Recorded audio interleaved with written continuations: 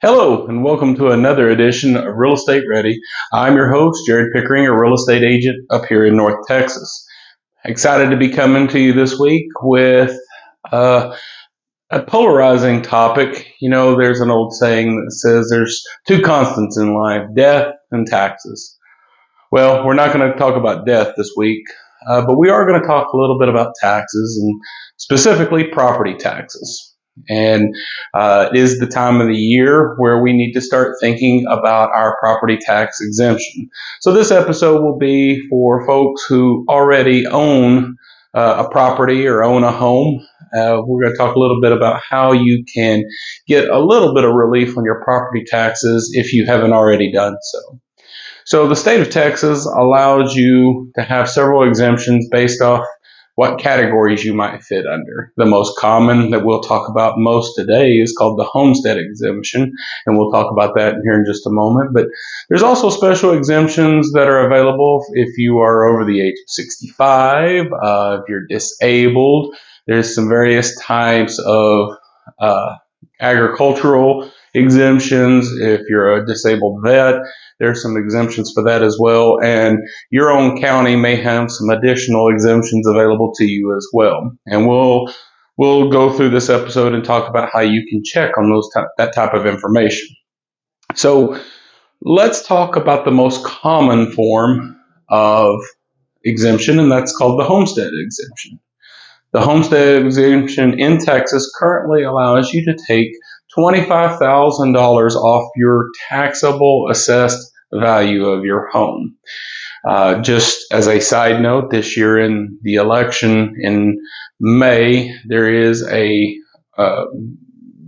issue you can vote on to increase that exemption up to $40,000. But I'm sure you'll hear more about that as we get closer to election times. So right now it's just $25,000, and that's nothing to sneeze at. That can save you a couple hundred to even a couple $1,000s per year based off the price and the assessed value of your property. So how do you get this exemption? Well, you do have to fill out a form that's available from your county appraisal district website. Most of the time you only have to fill it out once. And it goes into effect for the first taxable year that you lived in your home from the time you filed the exemption. So if you moved into your home last year and you file your homestead exemption this year, it won't help you from last year's taxes, but it will help you come 2023 take that money off your taxes. So there are a few things that you have to remember when you're filling out these forms. Number one, these forms have to be filled out by the last day of April and submitted to your central appraisal district by the last day of April if you want it for this upcoming taxable year. So you do have to do that, and they will take applications between January 1st and April 30th. So make sure you do that. So where can you find these forms? Well, I'm going to show you. I'm going to get down here and show you on, we're going to use the Denton Central Appraisal District website. So you can see here I'm at the Denton Central Appraisal website. You can see the website is dentoncad.com. And while you're here on this home page, you can see right here that there's a Forms and Exemptions section. So when I click on that, I can see all the various types of exemptions. The one we've been talking about, the homestead exemption, is right here. And you can see that there are different forms depending on your situation. So make sure you're clicking and downloading the correct form. Other types of exemption for ag exemptions, you can find those here. And business owners and various types of exemptions that you can put and that you can submit to come off your property tax appraisal values.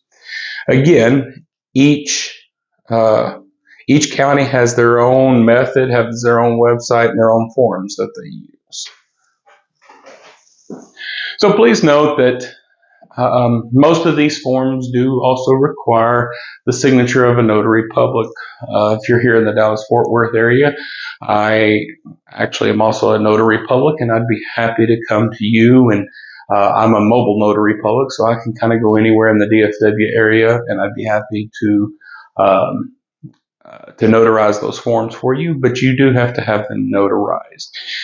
Please note a couple of other things. Your driver's license that you use has to have the same property address, especially when you're doing the homestead exemption, has to have the same property address on your driver's license that the forms have, that you put on the forms, and that the property you're trying to claim the exemption for.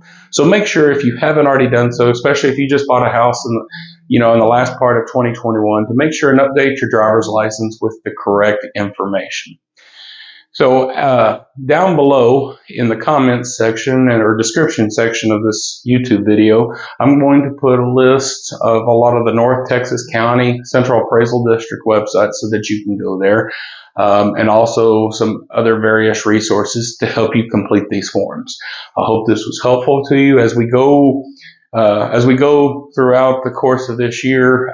In further episodes, we will talk about tax appraisals of your property and how to protest them when that time comes, when we start getting those letters. Hope you have a great week, and we'll see you next time.